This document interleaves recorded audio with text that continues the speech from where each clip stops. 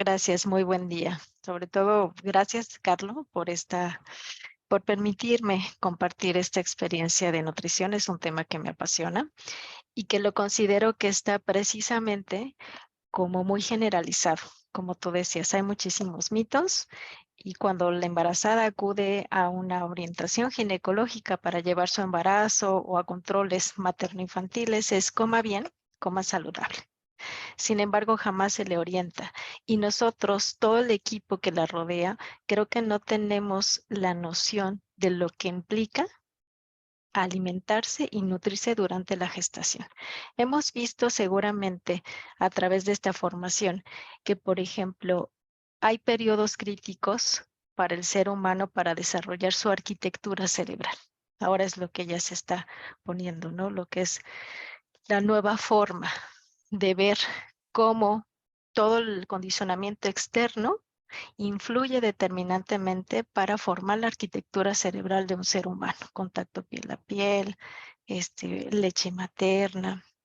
Bueno, así como sucede que hay periodos críticos para que esta arquitectura cerebral se dé lo más funcional, saludable y óptima posible, de la misma forma, aquí hay periodos críticos antes incluso de la creación del ser humano, porque a partir de ese momento se empieza a programar metabólicamente toda la vida de ese ser humano. Y creo que en esa medida no se ha puesto el foco de atención para estar como muy conscientes de qué sí puedo hacer, qué no, para que entonces esa programación metabólica que hace, que disminuye los riesgos de una manera muy significativa para el desarrollo de enfermedades crónico-degenerativas. Por lo regular, cuando se ve pues esta parte de enfermedades crónicos degenerativas, se ve como si fuera en un lapso de tiempo. Ah, fue en la adultez que se presentó diabetes mellitus juvenil. Ah, no, fue durante la infancia. Nunca se relaciona que es desde incluso antes de concebirla. ¿Por qué? Porque la mamá tiene nutrientes en ese cuerpo y si no los tiene y va a dar vida, entonces no solo ella se va a quedar sin ciertos minerales, oligoelementos, vitaminas para dárselos al nuevo ser, pero el nuevo ser tampoco va a tener grandes aportes y los necesarios. Y desde ahí por eso empieza la programación metabólica. Les voy a compartir pantalla esta charla, la dividí en 4 fases. La primera, precisamente para entender esos puntos críticos. La segunda, la diferencia entre alimentarse y nutrirse. De primera instancia, me invitaron a dar la conferencia Alimentación Consciente Gestacional y sugerí el cambio y vamos a ver por qué es importante nutrirse, no solo alimentarse. La tercera, vamos a ver los nutrientes específicos cada trimestre. Y la cuarta, una pequeña introducción a lo que sería nutrición ortomolecular. ¿Sí? Entonces, permitan, déjenme compartir pantalla.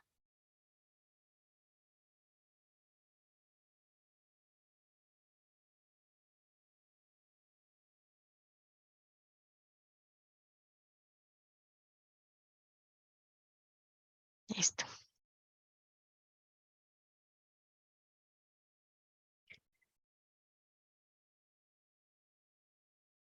Los primeros 1000 días, ya se sabe, que son los momentos igual, muy críticos para todo lo que es la programación metabólica, porque van a representar más del 50% de todo lo que es esa programación metabólica y que se va a expresar en salud o en enfermedad. Los alimentos que se consumen en este periodo van a determinar el metabolismo futuro. Los primeros 1000 días, si podemos ver en esta gráfica, son 180 días de la preconcepción. Si una mujer está planeando tener un bebé, quiere decir que 180 días necesita empezar a prepararse, no solo consumiendo alimentos, sino también incluso nutrientes muy específicos. Pudiera ser ácido fólico, vitamina C, todos los que vamos a ver, pero hay algunos que son muy críticos y tendría que ella hacerse un estudio de qué tan bien anda en esas vitaminas y minerales. Posteriormente, durante la gestación, 270 días. 9 meses en donde no solo se alimente, sino se nutra de manera muy específica.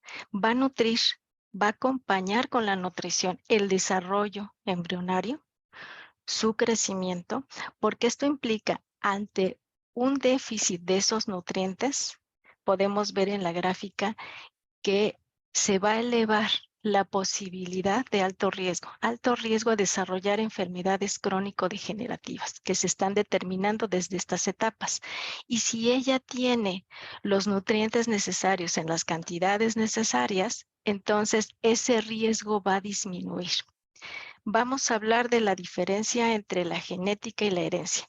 La genética son los genes que nosotros tenemos de nuestros antecesores. Por ejemplo, podemos tener una, una abuela que tuvo diabetes, un abuelo que tuvo cardiopatías, mi mamá es hipertensa y mi papá está saludable. Esos genes yo los voy a tener desde que me empiezo a crear. Pero ¿qué va a hacer que se detone esa enfermedad o que la inhiba? Alimentos, estilo de vida. De manera en general. Dentro de ese estilo de vida están los alimentos. Entonces, la herencia es cuando yo nazco y empiezo a ver cómo ellos se nutren y qué relación y cómo se relacionan con esos alimentos. Entonces, es más importante para detonar una enfermedad mi herencia y el estilo de vida que yo estoy construyendo que la genética. Hoy por hoy se sabe que la enfermedad es multifactorial. Dentro de esos factores está la nutrición y solo el 5% juega la genética. Todo lo demás se puede modificar y se puede bajar el riesgo para que esa enfermedad se exprese. De ahí la importancia de tener este conocimiento, que la nutrición de esa futura mamá es incluso 180 días antes de que conciba ese bebé.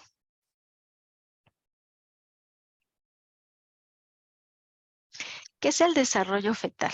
Factores ambientales pre y postnatales tempranos darán la progresión genética alterada con subsecuentes cambios de riesgos en la enfermedad. ¿Qué significa esto?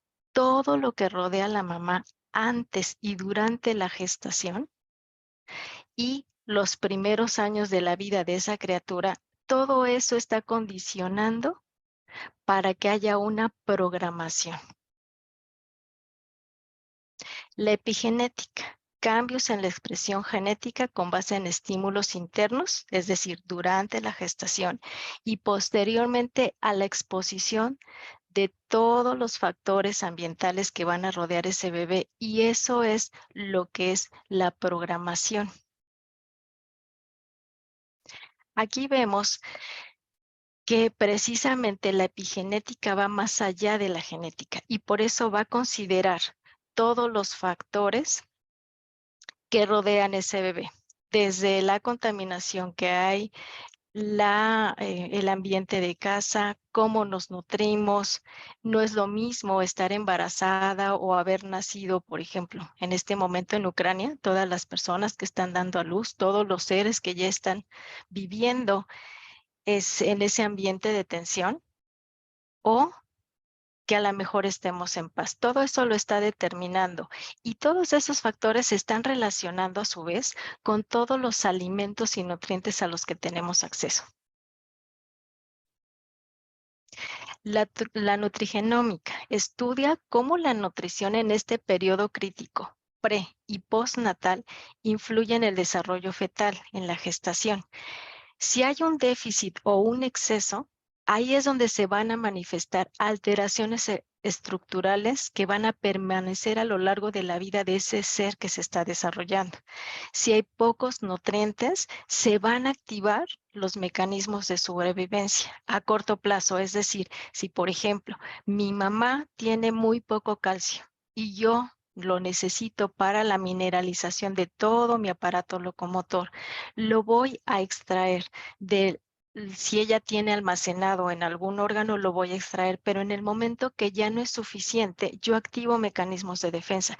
Quiere decir que sí, mi aparato locomotor se va a desarrollar, va a crecer, pero no va a tener la consistencia y la salud. Todas esas células, los osteoclastos, osteoblastos, no van a ser lo suficientemente fuertes. y hay personas que nacen con ya bajo calcio. Se puede observar, por ejemplo, cuando los niños muy chiquitos, cuando tienen aún dientes temporales, están como manchaditos de puntitos blancos o que son muy transparentes. Quiere decir que a la mamá le faltó calcio. Entonces, a corto plazo sí se sigue desarrollando el ser humano por estos mecanismos de sobrevivencia que son mecanismos de compensación.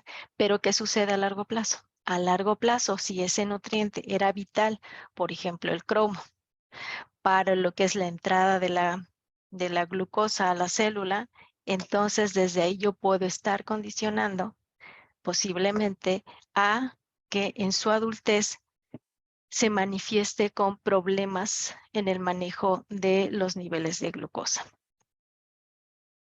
La nutrigenética es la que estudia la interacción entre la dieta y la enfermedad. Si, por ejemplo, yo sé que tengo esos genes, los que habíamos dicho al principio, puedo acudir, claro, todavía es muy caro, a que hagan un estudio a mí y a mi pareja para ver cuáles son como los condicionantes que ya están para que ellos nos digan, miren, si ustedes tienen estos antecedentes genéticos de estas enfermedades y quieren que su bebé no los tenga, hacemos lo que es este estudio y les decimos qué tipo de dieta pueden llevar durante la gestación para que disminuyan el riesgo. Sin embargo, bueno, al menos en México hoy por hoy tiene muy poco acceso por el costo. La nutrición gestacional y primera infancia tiene efectos permanentes en el neurodesarrollo, en el metabolismo, crecimiento y procesos patológicos como lo es la aparición o la expresión de enfermedades crónico-degenerativas en adultez. Así de importante es lo que es la nutrición.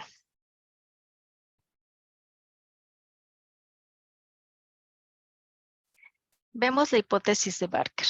Esta es importante porque menciona que durante el periodo intrauterino y la exposición a infecciones después del nacimiento van a determinar la susceptibilidad de enfermar en la vida adulta. Esta hipótesis la hizo un médico, su apellido es Barker, desde los 80s. Sin embargo, es muy poco difundido.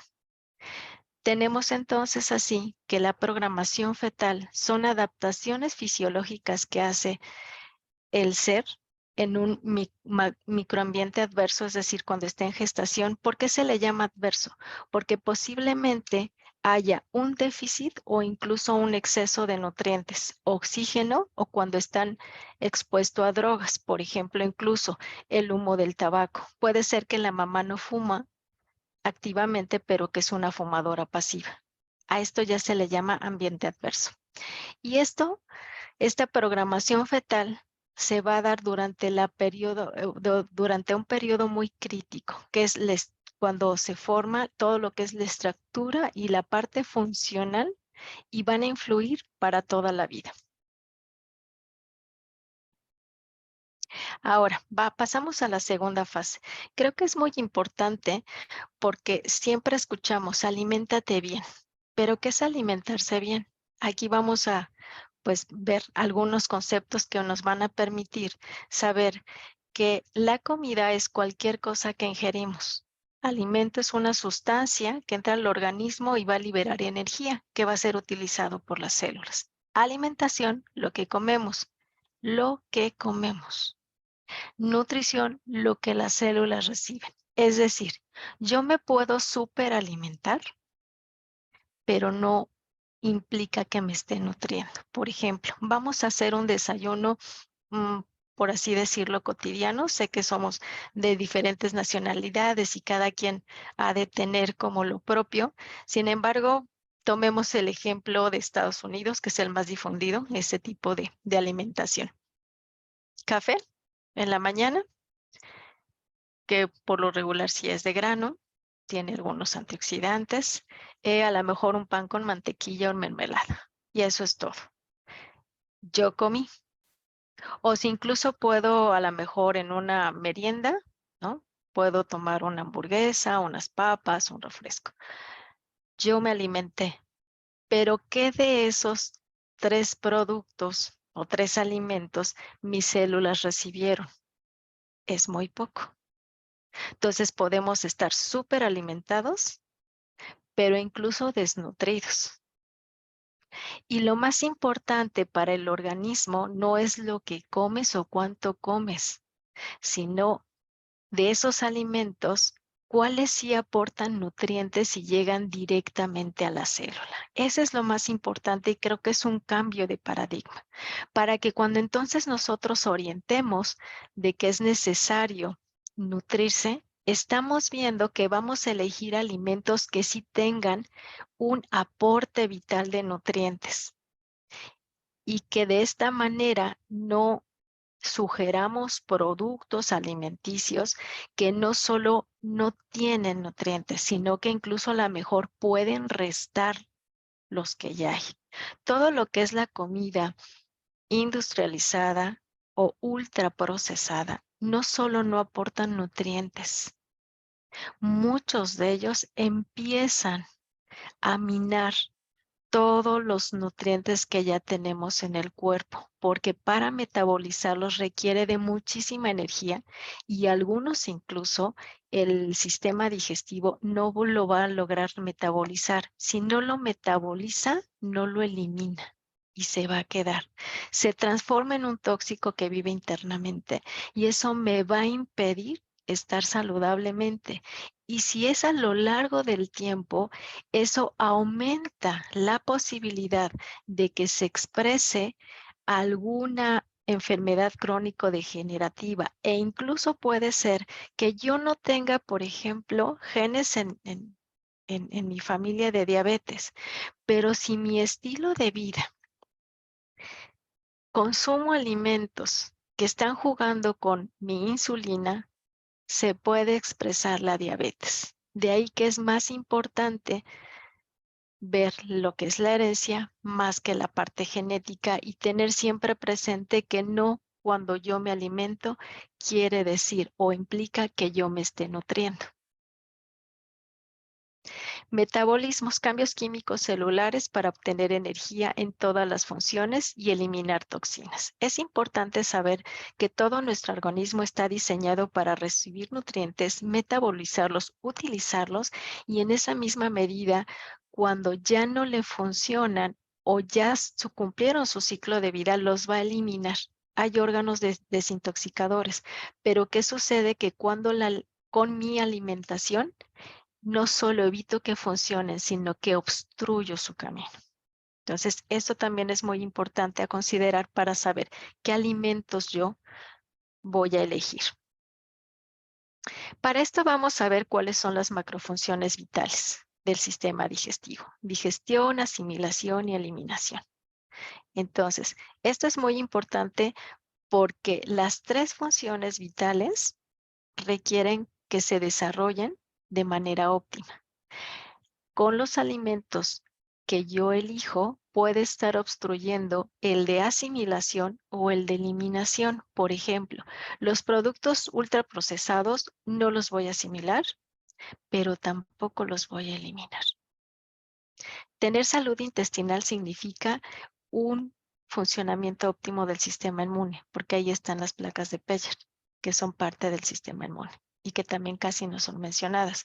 Entonces, si yo no tengo intestinos limpios, no estoy absorbiendo todos los nutrientes que tienen los alimentos que ingiero y además estoy exponiendo y generando tóxicos. Entonces, por eso es muy importante estar conscientes de estas macrofunciones vitales. Para ello, como decíamos, el metabolismo requiere de ciertas sustancias para elaborar sus funciones. Bueno, ¿cuáles son estas sustancias? Macronutrientes. ¿Por qué se les dice macro? Porque lo necesito en mayor cantidad. Las proteínas. Es muy importante que recordemos que las proteínas hay de origen animal y de origen vegetal. Casi no se mencionan y se cree que los vegetales no tienen la cantidad de proteína suficiente. Si bien es así, podemos hacer combinaciones muy específicas para obtener una proteína de alto valor biológico.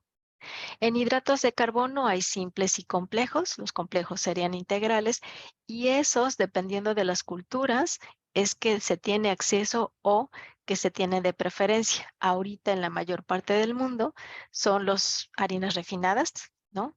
Y aparte son hidratos de carbono simple y los lípidos. Es muy importante, si bien estos son 3 macronutrientes, ¿qué requiere mi cuerpo para poder asimilarlos, obtener sus nutrientes? Porque, por ejemplo, se me ocurre de comida, un salmón con una ensalada. El salmón es muy buena fuente de proteína, pero ¿qué requiere necesariamente para que yo pueda asimilar todos los nutrientes que me da ese salmón? Requiero micronutrientes. Los micronutrientes son vitaminas, minerales, oligoelementos, ácidos grasos esenciales, elementos traza, la fibra e incluso el agua. Todo ello debe de estar presente para que yo pueda absorber una proteína de origen animal. Es decir, si yo como mi filete de salmón sin ensalada y nada más meto, por ejemplo, arroz, que es un hidrato de carbono simple, sin ese arroz integral, no voy a absorber de la misma forma y en la misma cantidad esos nutrientes que me está ofreciendo el salmón, que es muy saludable. Así de importante. Entonces, ¿dónde se encuentran los micronutrientes? En todo elemento vivo. Frutas, verduras, hortalizas, tubérculos. Solamente se encuentran ahí. Por ejemplo, una fruta. La fruta, dependiendo del color, me quiere decir que tiene fitonutrientes. ¿Qué son fitonutrientes? Todas esas sustancias que les dan sus cualidades organolépticas, sabor, color, aroma. Y ahí pueden ir, por ejemplo, en una naranja está lo que son bioflavonoides. Toda esa telita blanca que le cubre a la naranja son flavonoides, que son antiinflamatorios. Entonces, una fruta, una verdura, no solo tiene vitaminas, minerales, algunos aminoácidos, tiene fitonutrientes y cada fitonutriente tiene una función terapéutica muy específica en nuestro cuerpo. Y eso es muy importante y es lo que me permite asimilar todos los nutrientes que me da una proteína, un hidrato de carbono o una grasa. Ahora, vamos a continuar porque también la dietoterapia actual tiene muchas áreas de oportunidad. Una gran área de oportunidad es que se ha difundido en el mundo todo lo que es el índice glicémico. Hay gente que sin ser nutriólogo sabe contar de calorías y a partir de calorías elige un alimento o no cuando va a comprarlo. Ya sabe leer etiquetas y dice, no, son muchas calorías. En Chile y afortunada en México ya está todo lo que son los sellitos. Entonces, entre menos sellos es lo que voy a comer. Si tiene muchos sellos, no lo voy a consumir. Sin embargo, el cuerpo es mucho más que una suma o una resta de calorías. Y vamos a ver por qué. Índice glicémico. El tiempo que tarda en llegar la glucosa contenida del alimento que yo ingerí a mi torrente sanguíneo. Fue un concepto desarrollado por David J. Jenkins y su equipo de la Universidad de Toronto en 1981. Entonces, nosotros podemos encontrar las tablas de alimento con índice glicémico. Entre más índice glicémico, son los no recomendados. Entre más bajo está el índice glicémico, son los que se recomienda consumir. Pero ¿qué pasa? Faltó difundir un concepto distinto que nació en años posteriores, carga glicémica. Es el tiempo en que esa glucosa del alimento que yo ingerí va a permanecer en sangre. Es un concepto que lo desarrolló Walter Willett y sus colegas en Harvard en 1997. Años después, sin embargo, ese no se difundió. Y es muy importante. ¿Por qué? Porque no es lo mismo el tiempo que tarda en llegar en torrente sanguíneo. Es decir, puede ser un alimento que tenga un alto índice glicémico y va a llegar muy rápido al torrente sanguíneo. Por ejemplo, una fruta.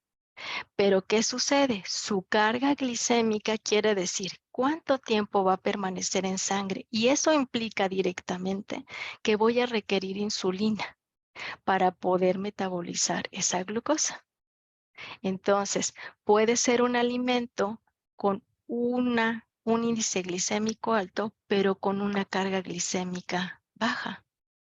Y puede ser un alimento como por ejemplo la pasta, que puede tener un índice glicémico más o menos 52, pero una carga glicémica arriba de 26, que ya es alta. Arriba de 20 se considera alta. Entonces, ¿qué significa? Mayor carga glicémica, mayor a 20, va a ser mayor el tiempo que está esa glucosa en mi torrente sanguíneo, y eso significa que va a estimular al páncreas para que se detone la cascada enzimática de la insulina para poder metabolizarla.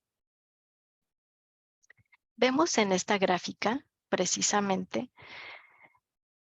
nosotros cuando ingerimos algún alimento, inmediatamente el cuerpo está diseñado para obtener esa glucosa y va a torrente sanguíneo. Cuando supera cierta cantidad, es cuando entra la glucosa. Aquí vemos cómo están los minutos y aquí vemos el índice de glucosa.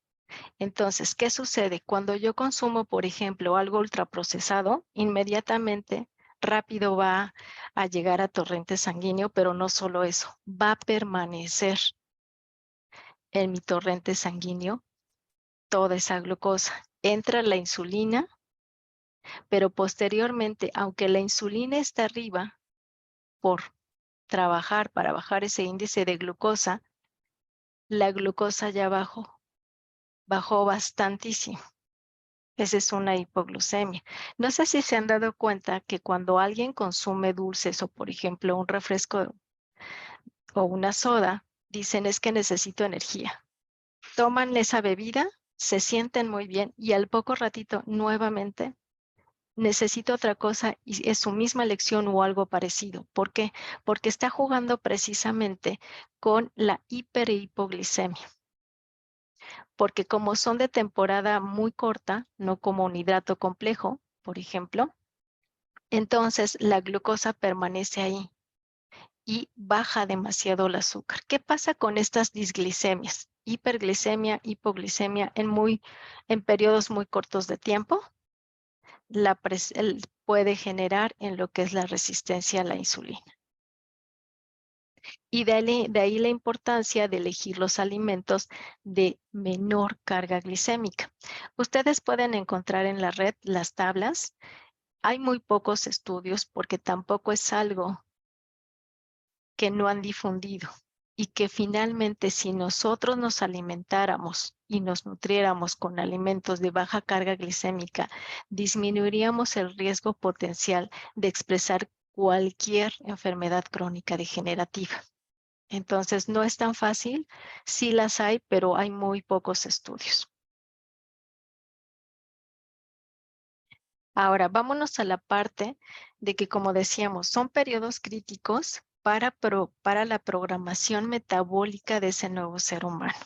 Entonces, si nos encontramos con personas que van a planear tener un bebé, es importante acompañarlas y decirles que hay lo que son nutrientes que ella necesita empezar a ingerir en alimentos y complementos 6 meses antes de concebir ese bebé. ¿Cuáles? Probióticos, omega 3, la cúrcuma, que es antiinflamatoria, la coenzima Q10, el inositol, el complejo B, el ácido fólico y la L-arginina. Todo esto, ¿qué va a hacer? Que va a preparar al cuerpo de la mamá para que durante su gestación ella no carezca de ciertos nutrientes que van a ser muy indispensables para lo que es el desarrollo fetal y para que ella misma no desarrolle ninguna manifestación patológica y no se transforme en un embarazo de alto riesgo. Por ejemplo, la arginina.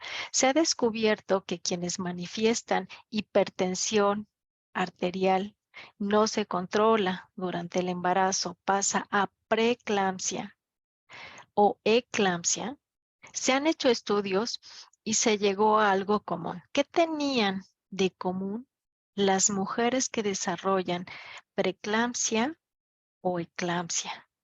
muy bajos niveles o carentes niveles de L-arginina en su organismo.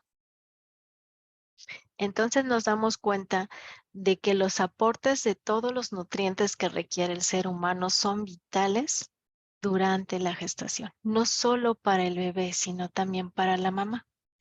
Ese estudio es muy especializado, se encuentra en la red, no es tan sencillo conseguirlo. Sin embargo, tampoco fue difundido. Y hoy por hoy, cuando una mujer empieza a manifestar preeclampsia, la mayoría de los que la atienden solo dan un hipertensivo, lo ponen de alto riesgo, descansa. No, nunca complementan con L-arginina, que eso es lo que está manifestando su cuerpo, carece de. Entonces, es muy importante ver cómo la nutrición, no solo la alimentación, es lo que me va a permitir tener un embarazo de bajo riesgo.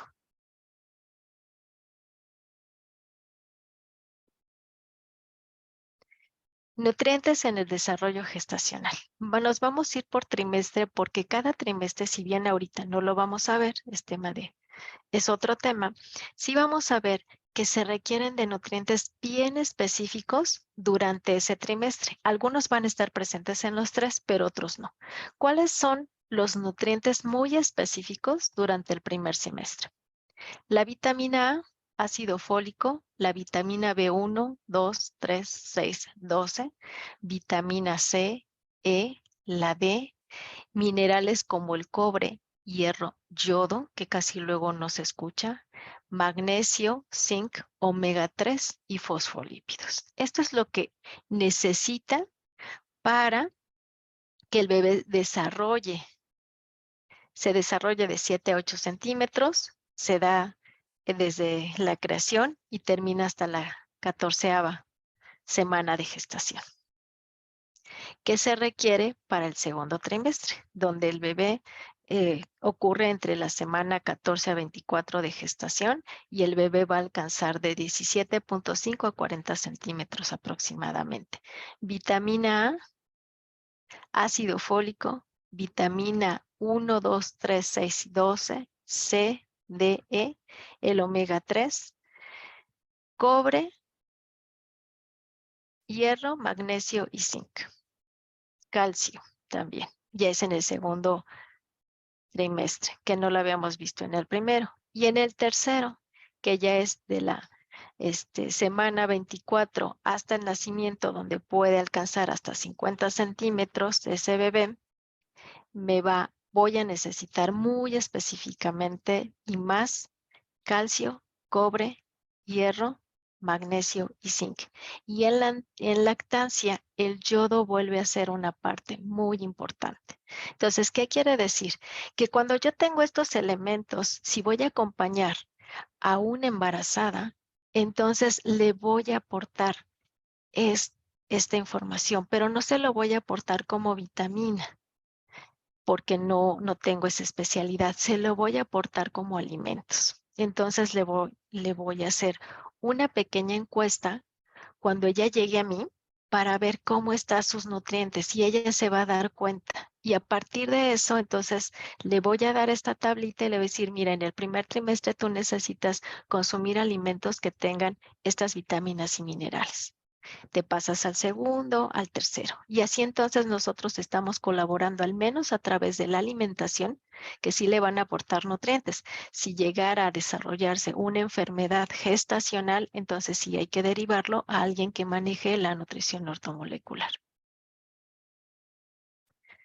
¿Cuáles van a ser los nutrientes críticos? ¿Qué quiere decir críticos? Esos van a ser indispensables para el desarrollo del bebé. El ácido fólico, entonces está presente antes de la concepción y durante toda la gestación. Se requiere sobre todo de la primera a la 10ª semana de gestación para evitar malformaciones del corazón, evitar el paladar hendido, la espina bífida y el meningocele. El hierro. ¿Qué pasa si hay una carencia de hierro? Son bebés con bajo peso al nacer. Me puede determinar que no se llegue a las 40 semanas o aumenta el riesgo de mortalidad perinatal. El calcio. Desmineralización ósea con problemas de coagulación. La vitamina A, alteraciones de diferenciación sexual y malformaciones en general. El zinc, aumenta la potencialidad de aborto espontáneo, malformaciones y retraso en el crecimiento intrauterino. Así también como es necesaria, previo, la vitamina A, la vitamina C, que es la piridoxina, la biotina, la cianocobalamina, la D, minerales como hierro, yodo, selenio y zinc, porque si no, eso va a hacer que la mamá tenga muy poca probabilidad de embarazarse.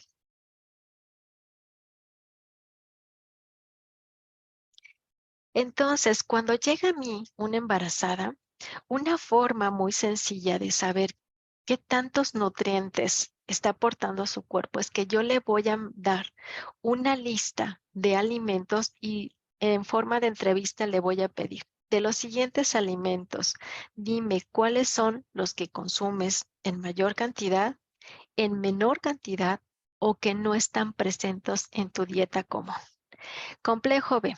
Solo les puse algunos alimentos que tienen complejo B. Ustedes pueden enriquecer esta lista.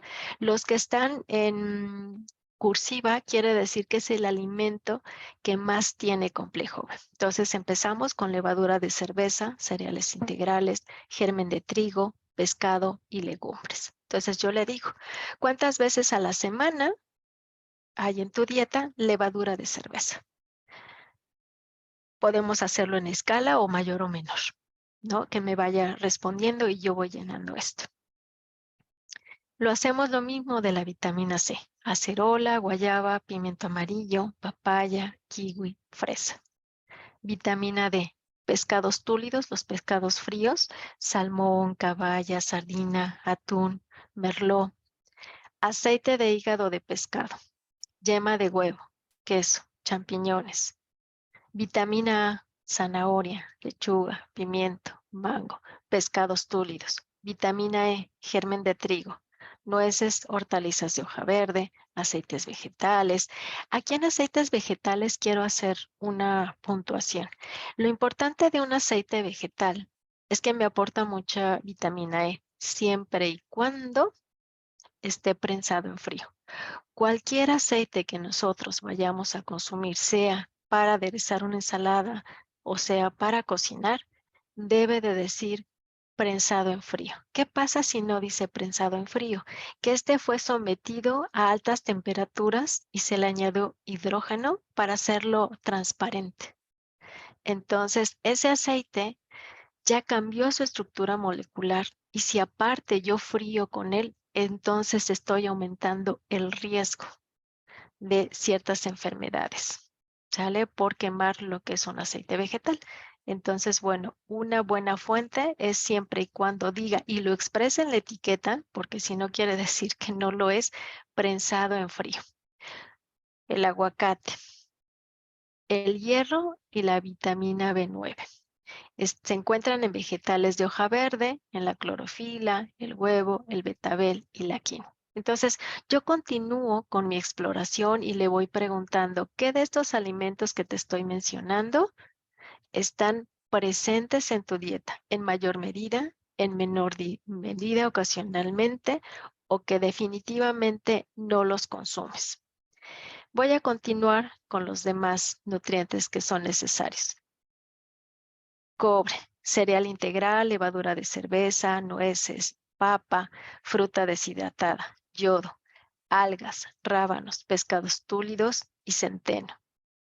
Magnesio, almendras, nueces, soya, garbanzos, frijol. Calcio, amaranto, nopal, ajonjolí, charales, maíz, coliflor. ¿Qué pasa con la familia de los lácteos? Se preguntarán. Pensarían que está en primer lugar. Eso es lo que se nos ha dicho. Sin embargo, si bien cierto que tiene calcio, tiene otros elementos que agreden el cuerpo. Para empezar, ahí sí, si gustan abrir su micrófono y para participar. Les voy a hacer la siguiente pregunta, quien me ayude a responderla. Dentro de su acervo cultural, menciónenme, por favor, el nombre de un animal que en estado salvaje beba la leche que no sea de su mamá y que no implique sobrevivencia. Ninguno, ¿verdad? Yo creo que por eso no abren el micrófono. Ahora, dentro de su acervo cultural, mencióneme el nombre de un animal que beba la leche de su mamá cuando sea adulto. Ninguno. Ninguno. Así de sencillo es. Nosotros, por ejemplo, ahorita estamos viendo que el desarrollo fetal, hay muchísimas hormonas, tampoco es tema de esta charla. Sin embargo, sabemos que al final, ya a partir del 8º mes, la prolactina empieza a subir mucho. ¿Por qué? Porque es la encargada que va a producir la leche, ¿sí? Sin embargo, sabemos hoy por hoy que la naturaleza es muy sabia, muy precisa. ¿Qué quiere decir? Que la leche materna que va a dar ese mamá, desde los primeros gotitas que es el calostro, está diseñada para un ser que nació en determinada semana de gestación y que pasó por un desarrollo fetal muy específico. No es lo mismo la leche que yo doy para mi bebé que la que da mi hermana, que también va a tener bebé. Bueno, lo mismo es en otras especies mamíferas. Entonces, el consumo de leche de vaca, esa leche está diseñada para una criatura, un becerro, que por muy bajo peso al nacer que tenga, van a ser 80 kilos. Entonces, su colesterol, su lactosa, sus proteínas, sus enzimas están diseñadas para que alguien de un peso de 80 kilos los reciba, los ingiera, los metabolice y los elimine. Ningún ser humano alcanza ese peso al nacer, ninguno. La leche, por más industrializada y ciencia que le hayan puesto, no pueden romper una molécula. Cuando te dicen que es una leche baja en grasas, lo único que hacen es separarla, pero no queda sin grasa netamente. ¿Por qué? Porque está dentro de la estructura de la leche. El nivel de calcio que tiene es mucho más en mayor cantidad que lo que nosotros podemos asimilar. Entonces, no es que no esté contemplada la leche, sino que aquí yo no estoy recomendando un producto que no es propio de la especie humana. ¿Y qué sucede? Como corolario, cuando yo introduzco ese alimento en mi cuerpo, al no reconocerlo como propio porque no es de mi especie, mi sistema inmune se alerta y dice, entró algo extraño. Todo lo extraño para el sistema inmune es patógeno. Y entonces empieza a hacer muchísima mucosidad. Es atrápalo, no lo dejes ir. ¿Qué sucede cuando yo todos los días ingiero leche? Pues que es un bomberazo para mi sistema inmune. Y que en esa medida voy a tener mucha mucosidad. Entonces, incluso cuando los niños se les deja de amamantar y el pediatra le dice, dale leche de vaca, porque todavía está chiquito, porque requiere el calcio, entonces le llaman la edad de moco. ¿Por qué? Porque los niños tienen mucha mucosidad, aunque no tengan gripa. Y te dicen, es normal, es la edad del moco. No, no es la edad. No es la edad del moco, no es normal, es la presencia de muchos lácteos en su dieta. Entonces, si van a consumir lácteos, que sea en menor frecuencia, y los que se recomiendan es requesón, cottage y panela. Todos los que se funden tienen muchísimo más grasa, entonces que sean esporádicos. El omega 3 y fosfolípidos presente en pescados túlidos, chía, verdolaga, aguacate, cacahuate, lecitina de soya. El zinc, semilla de calabaza, salvado de trigo, piñón, huevo, albahaca y ajonjolí. Continuamos con la enzima Q10, esa no la producimos nosotros, sino más bien que son precursores. Pescado túlidos, carne vacuna, germen de trigo, ajonjolí, pistaches. Inositol, carne, lecitina de soya, levadura de cerveza, ajonjolí, lentejas, garbanzos, soya, semillas de girasol. L-arginina, igual, es lo mismo, precursores. Se encuentra en la carne, semillas de girasol, sábila, algarrobo, berro, ajonjolí, frutos secos, frijoles y lácteos. Probióticos. eh, Consumir productos que tengan arriba de 5 millones de microorganismos vivos, kefir, kombucha, vinagre de manzana o todo lo que son los alimentos encurtidos. Entonces, cuando yo ya entrevisté a mi embarazada y ya tengo una idea de qué áreas de oportunidad tiene, entonces a través de esto yo le puedo sugerir que incorpore a su dieta, si es que están ausentes en su dieta, que disminuya los que a lo mejor consume, porque después también le voy a preguntar, y entonces dime tu dieta cotidiana, ¿no? Para que entonces yo vea si hay algunos ingredientes como pudieran ser productos ultraprocesados. Esos pues no solo no le aportan, sino que le están restando nutrientes. Entonces, con base en esa pregunta, yo puedo sugerirle cierta alimentación que esté de manera general para embarazo de bajo riesgo, es decir, saludable. Proteína. Requiere de proteína 3 veces al día. Grasas 3 veces al día. Hidratos de carbono por la mañana y por la tarde. Es importante también, recuerden, cuidar el peso. Una ensalada arcoíris le va a aportar fibra, enzimas, agua metabólica y fitonutrientes. Le llamo arcoíris porque entre más colores haya en la ensalada, quiere decir que hay mayor presencia de nutrientes y se sugiere que sean mínimo 7 ingredientes crudos. A esto se le puede añadir los que van al vapor, como pudiera ser de las familias de las crucíferas, coliflor, brócoli, col de Bruselas, ejotes, elote, todo aquello que no se pueda digerir por su alta fibra, como por ejemplo el chayote, van a ir al vapor y se pueden añadir, pero mínimo son 7 ingredientes crudos. Frutas que sean 5 diferentes durante el día. Agua, 10 vasos al menos. Probióticos, una vez en la mañana. Y prebióticos, que son los precursores, que es una fibra insoluble. Entonces ahí está presente en la ensalada. Y así nosotros tenemos de manera general la dieta que debe de seguir la embarazada.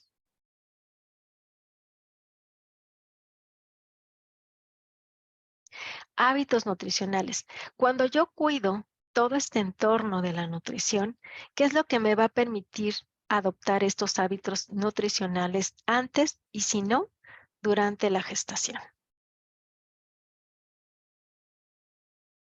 Reduce en 56% la probabilidad de un parto pretérmino.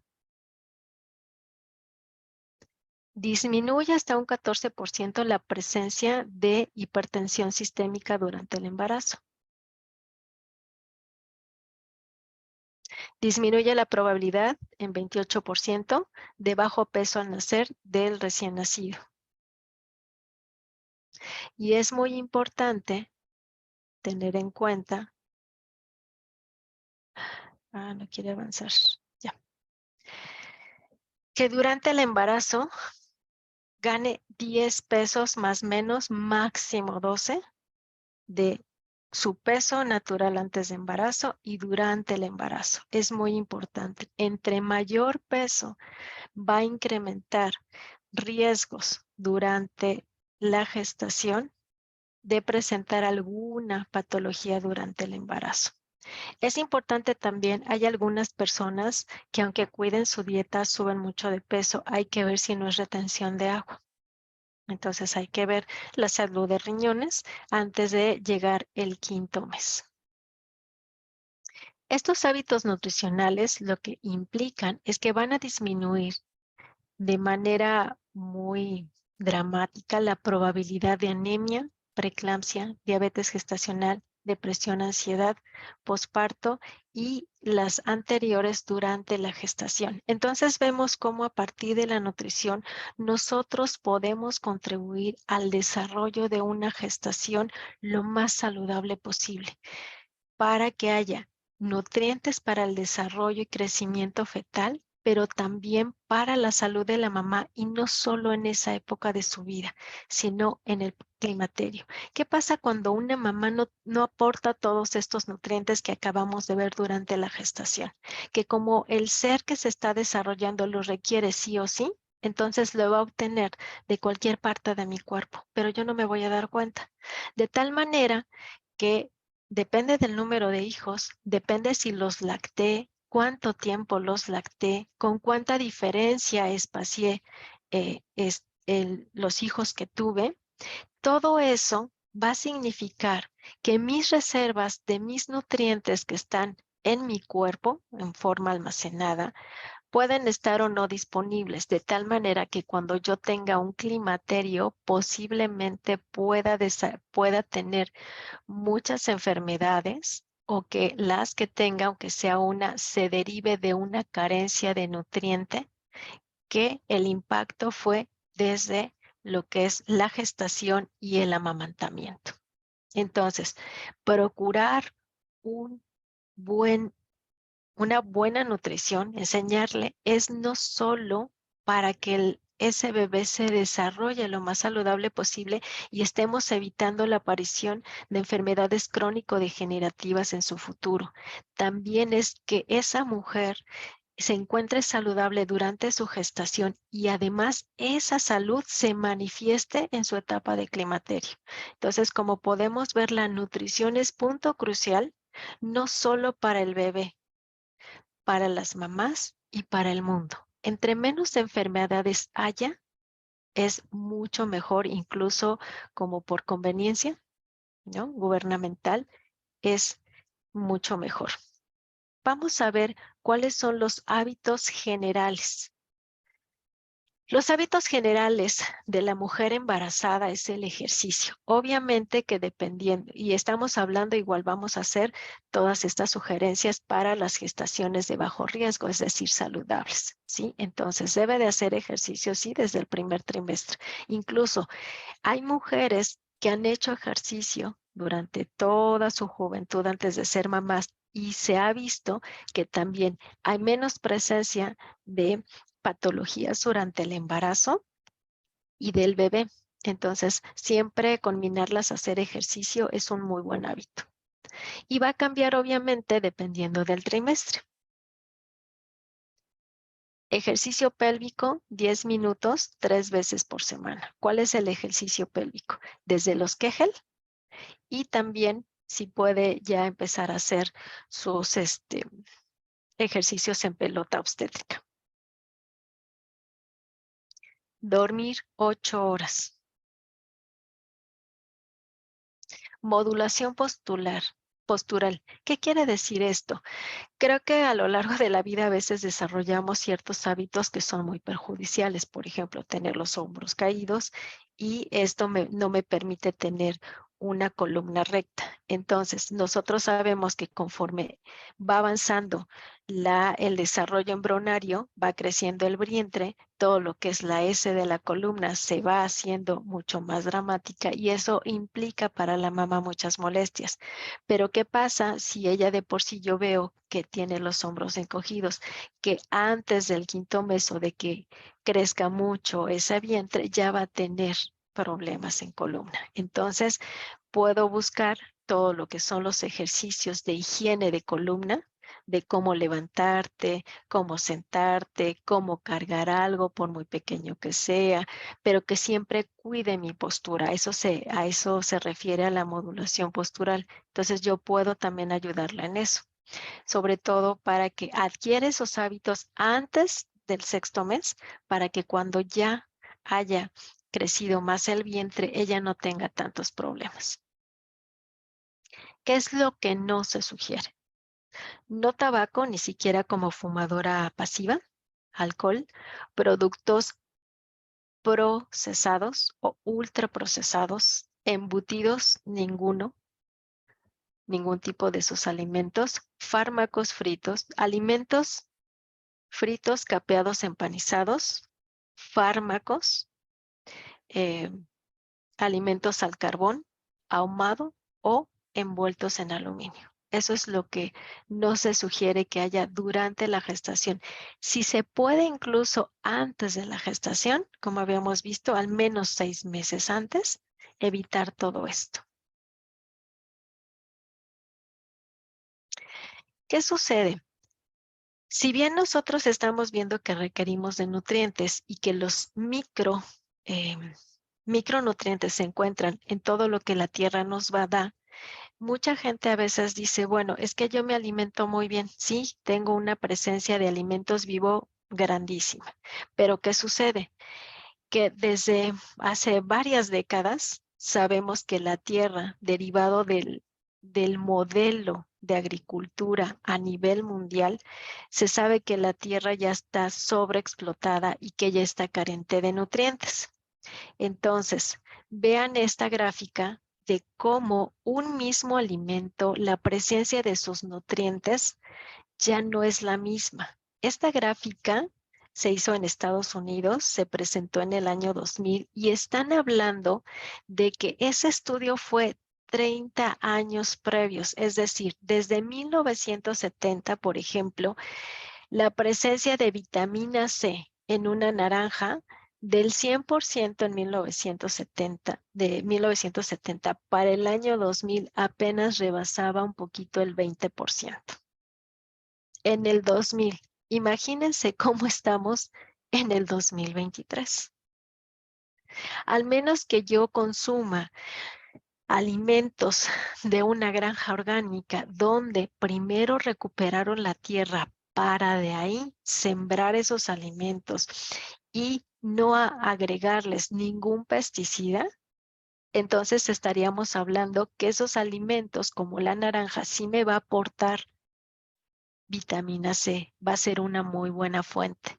Pero en caso de que no sea así y yo consuma los alimentos que se venden en el mercado o en el súper, entonces ya no van a tener 1 gramo de vitamina C, si acaso va a tener pues unos 150 miligramos, ¿no? Entonces, ¿qué quiere decir?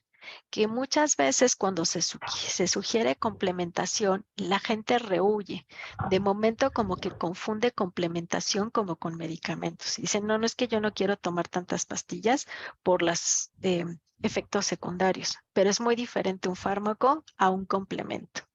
Entonces, es muy importante saber que si es un periodo crítico para el ser humano y que desde ese periodo se está programando su metabolismo futuro y de toda la vida, es muy importante complementarla.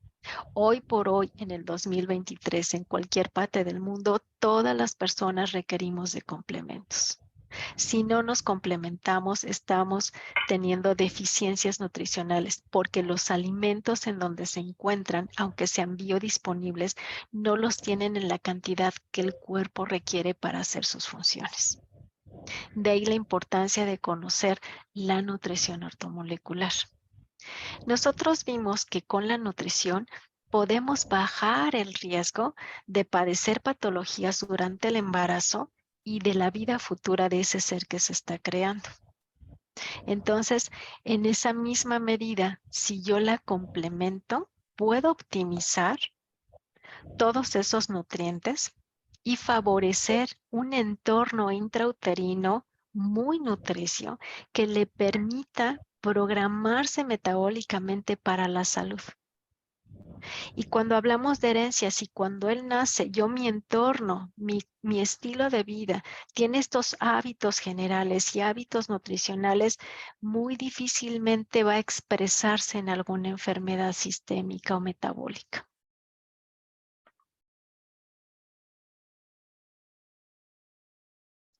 Durante el embarazo y la lactancia, los requerimientos nutricionales se elevan porque pues un ser se está desarrollando. Es fundamental enriquecer la dieta de mamá con nutrientes ortomoleculares específicos para evitar su desnutrición y pagar la factura en climaterio, así como bajar los riesgos en la programación fetal. Así como nosotros vimos que los nutrientes nos permiten realizar una saludable programación metabólica, también así son los complementos. También nos pueden coadyuvar a que ese entorno sea muy favorable y no se manifieste enfermedad y estemos lo más saludable posibles durante toda nuestra vida.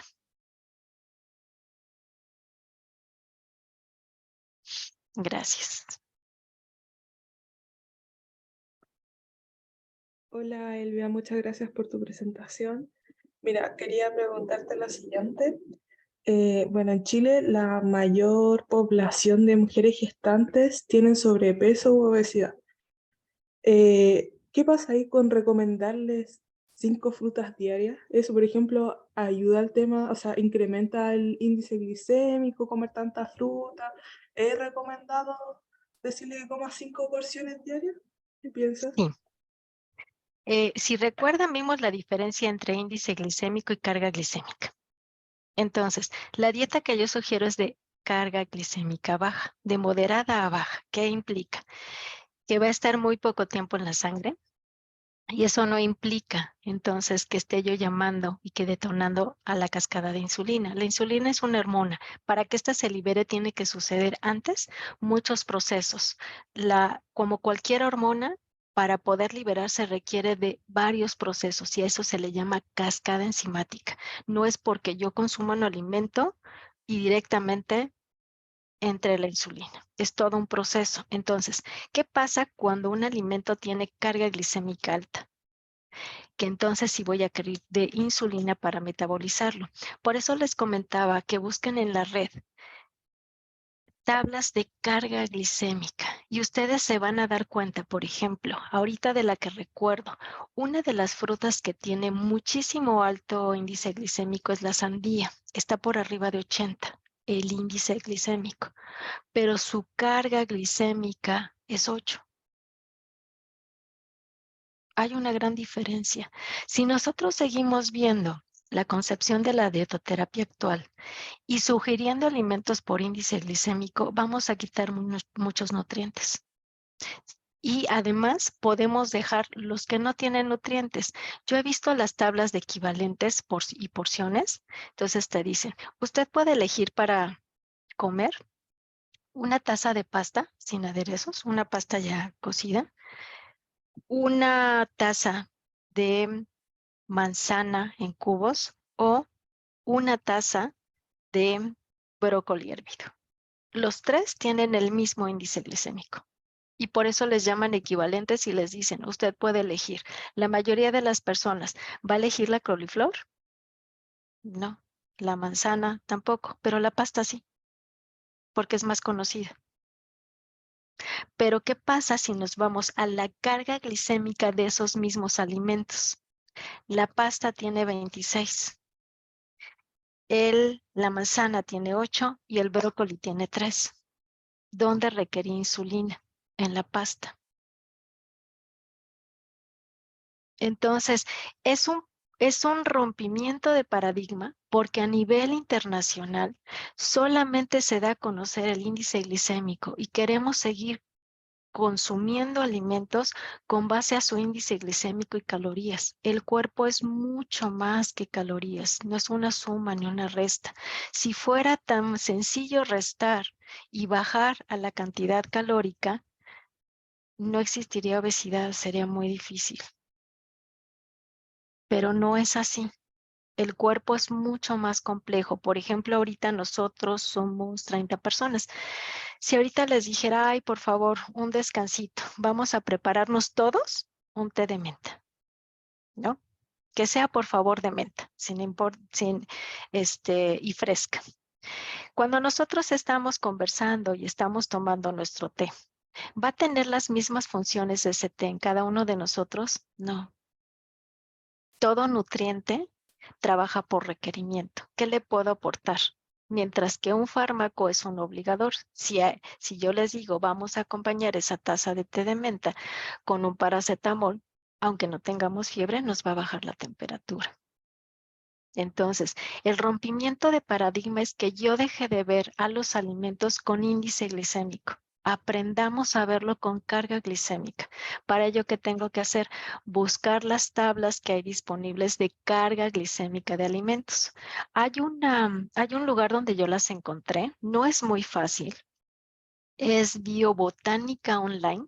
Ahí vienen, incluso vienen por grupos, vienen cereales, vienen frutas, vienen hortalizas.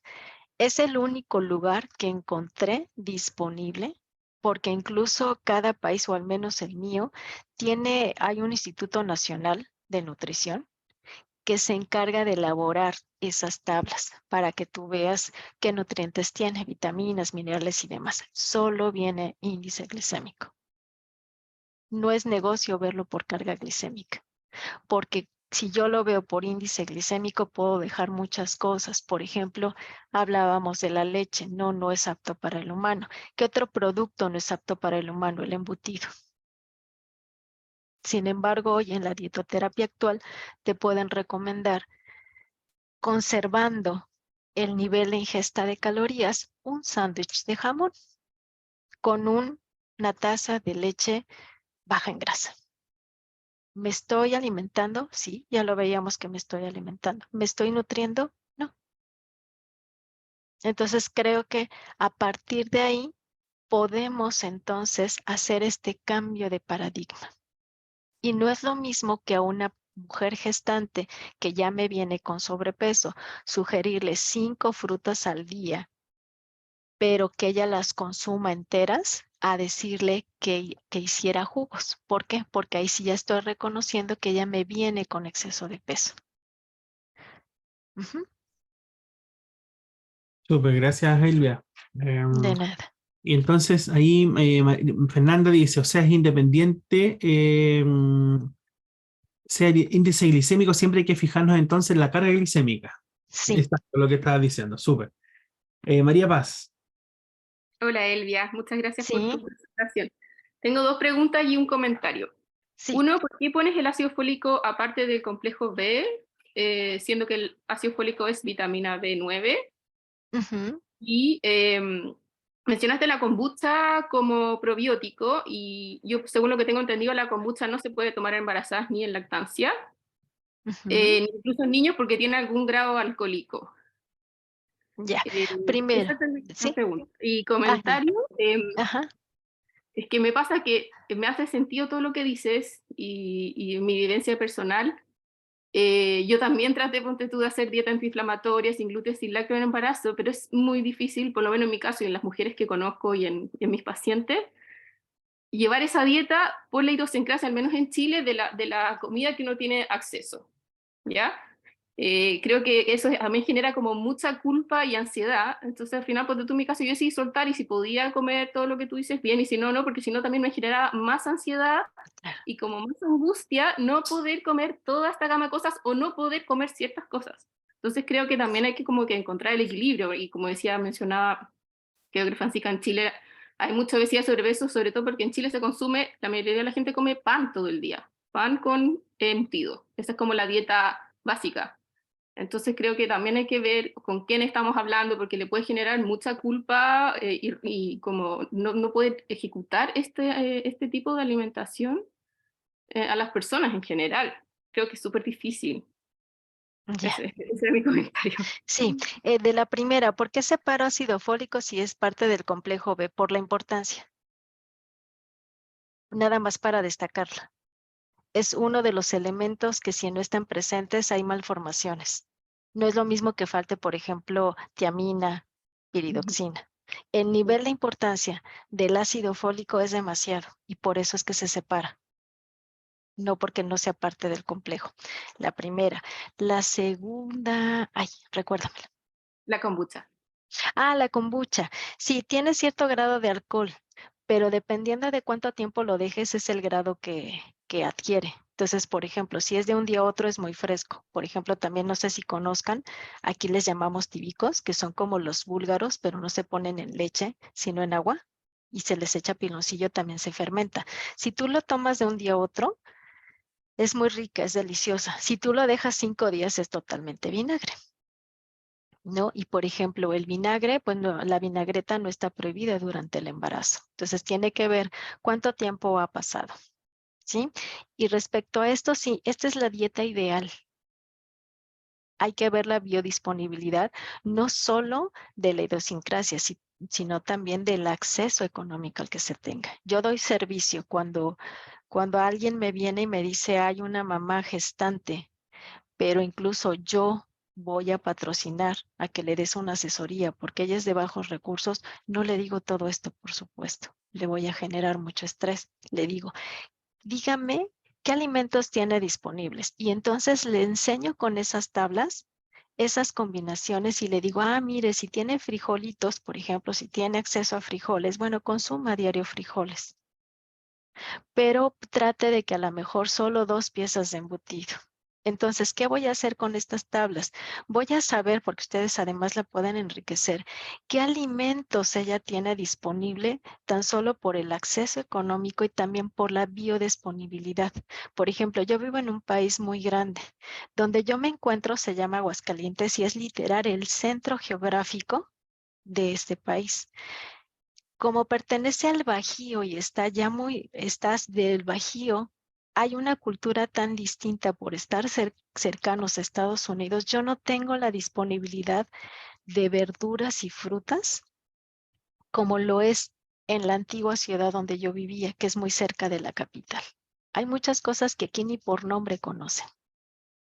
Entonces, claro que tengo que ver mi entorno, pero aquí se trata más bien de darles todos los elementos y que ustedes con esos elementos procuren que quien vaya con ustedes a una orientación pueda elegir lo más saludable posible. Y la otra, que también en este país a lo mejor sí se consume mucho pan, sobre todo aquí, les digo, de Bajío hacia allá, es pan. De Querétaro hacia lo que es la península, hacia el Caribe, es tortilla, pero aquí también hay mucha presencia de embutido, mucha presencia de pan. Entonces, más bien, es si tienes la posibilidad de hablar con las personas y decir el impacto que va a tener en su vida, al menos que lo haga de manera consciente. Porque muchas veces creen que la enfermedad llega, se apareció la enfermedad, y erogar todo lo que implica una enfermedad para tratar de estar lo mejor posible aún con esa enfermedad es muchísimo el costo y ahí ya no es algo de elección, es obligatorio. Entonces, ver la nutrición desde este punto de vista que vas a invertir en un futuro para no desarrollar una enfermedad también es un cambio de enfoque. Entonces, con esta propuesta, sí sé que es muy polémica, pero precisamente creo que es vital generar este conocimiento, compartirlo, discutirlo para ir rompiendo paradigmas. Porque si no, hoy por hoy la dietoterapia, sin importar si es Chile, Israel, África, es la misma. Tiene las mismas bases. Entonces, poner en tela de juicio lo que se difunde masivamente a través de medios de comunicación es muy importante. Para entonces, incluso yo les decía a veces cuando vienen conmigo, que soy asesora nutricional, háganle caso a su cuerpo, no a mí. Si nosotros, por ejemplo, queremos ver cuál es el impacto de cierto alimento en mi metabolismo, es comer solo ese alimento. No mezclarlo, no combinarlo, solo ese alimento y ver qué le sucede a mi cuerpo. Aquí, por ejemplo, es muy famoso el cerdo, lo fríen y le llaman carnitas. Es muy famoso. Y hay estados en donde el cerdo es el primer consumo en cuanto a carnes, es el número 1. Entonces yo les digo a las personas, no coman algo más y solamente coman eso y vean cómo se siente su organismo. El organismo es muy sabio y te dice qué es saludable para él y qué no. Entonces creo que es muy importante que también acerquemos a las personas a que empiecen a escuchar su cuerpo. ¿Qué pasa cuando como una manzana? ¿Cómo se siente todo mi cuerpo?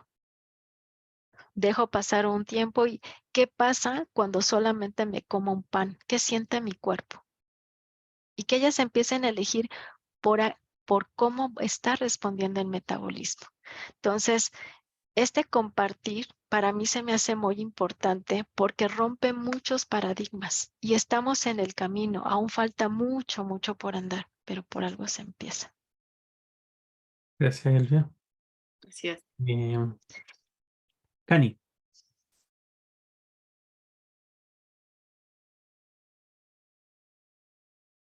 Está en silencio.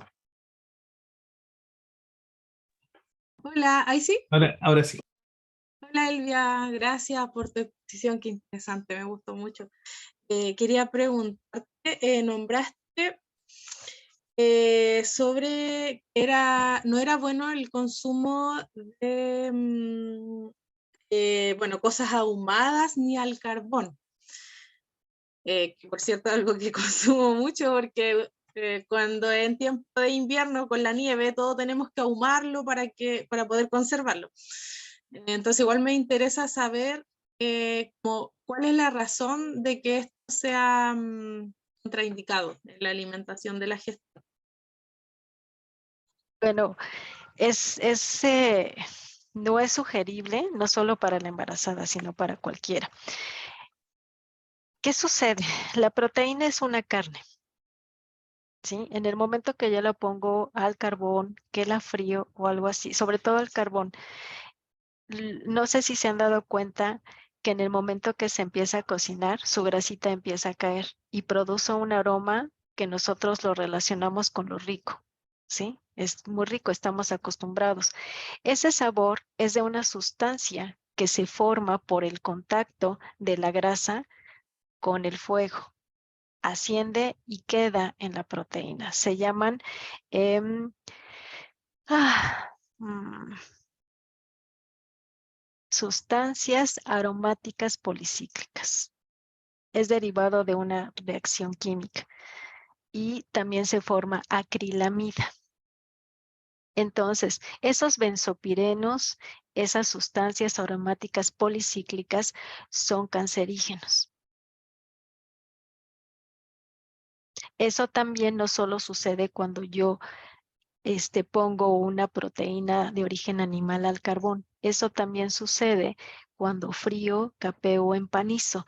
Y ese se da por, ya como decíamos, el aceite vegetal que ya está cristalino, ese ya se le agregó hidrógeno y se le calentó a más de 380 grados para que esté cristalino. Si yo a eso todavía frío lo quemo más, estoy cambiando mucho más esa estructura química. Y esa estructura química es la que es procancerígena. ¿Qué quiere decir? Pues no todos vamos a desarrollar cáncer. Tampoco es tan, acuérdense, esto no es lineal, porque consumo ahumado, bueno, voy a manifestar alguna enfermedad. No, recuerden, les dije, una enfermedad es multifactorial. Dentro de eso multifactorial, eso es lo que engloba mi estilo de vida. Entonces, no es lo mismo, por ejemplo, que yo por necesidad, como me explicabas, de la nieve, es algo que yo no he vivido, necesitamos ahumar para conservar las cosas. 1, sería el único método de conservación, pregunta, no lo sé. 2, ¿con qué frecuencia lo voy a hacer? 3, ¿cómo lo pudiera compensar? A lo mejor, si a ese producto ahumado le agrego muchas semillas oleaginosas que tienen omega 3 y lo consumo con una rica ensalada con muchos colores que tienen nutrientes, ¿va a ser el mismo impacto que comerlo solo? Entonces, cuando yo tengo acceso a este conocimiento, entonces puedo ir compensando.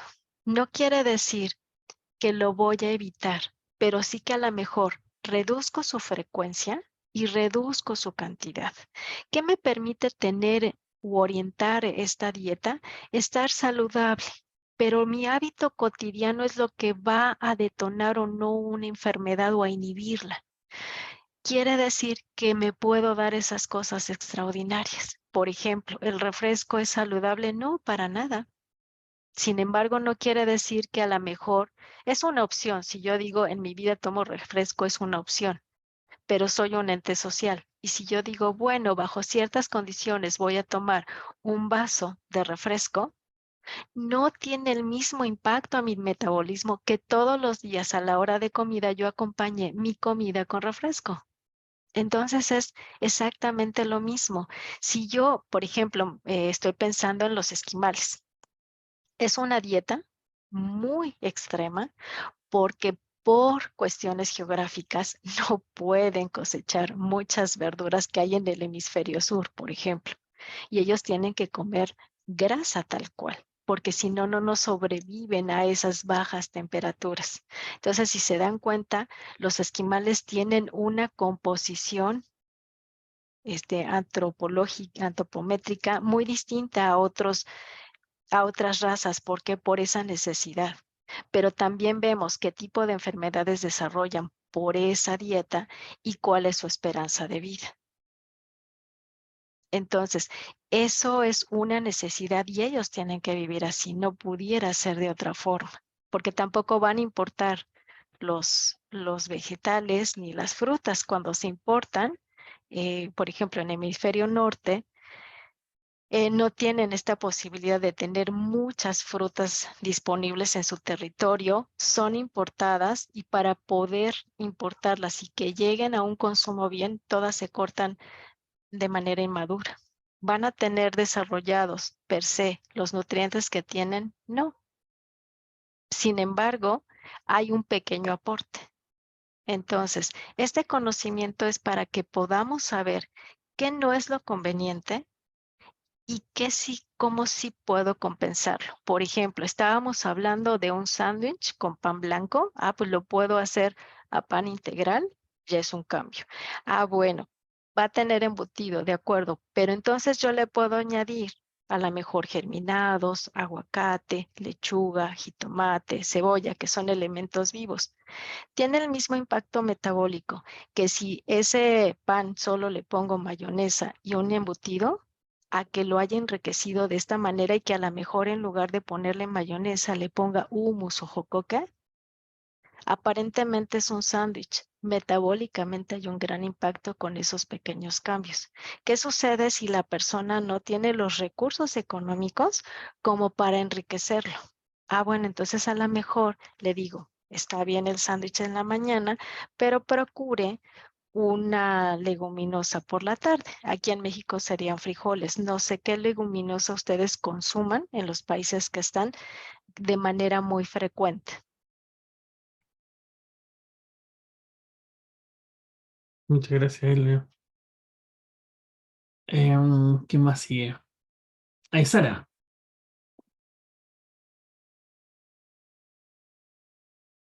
Perdón, que justo me han venido a hablar.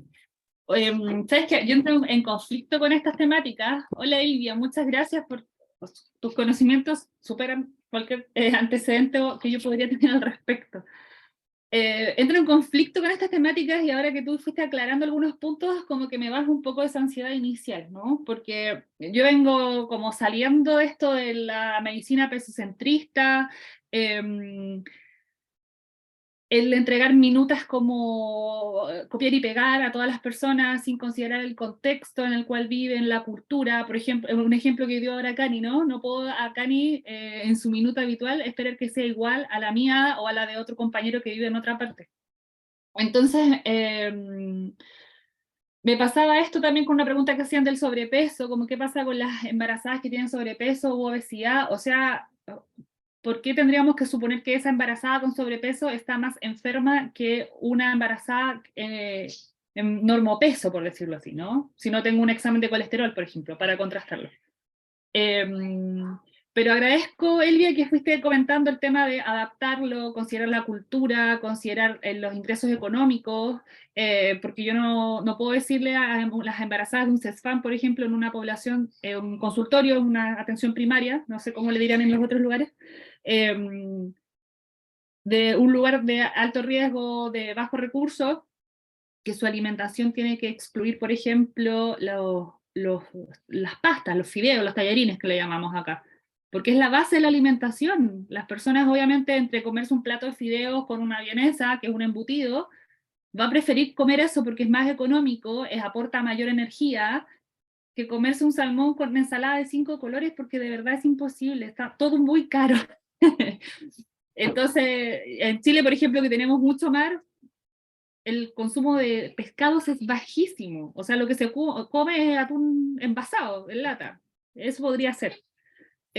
O nuggets de pez, que son cosas congeladas, apanadas y todo. Entonces, eso, gracias Elvia, como porque fuiste haciendo, con las preguntas anteriores, como resolviendo esas dudas que yo tenía y como el conflicto en el que entro con esto, porque como te decía, yo vengo como arrancando de la medicina pesocentrista, entonces como que estos temas como que me cuesta un poco más procesarlos. Así que muchas gracias.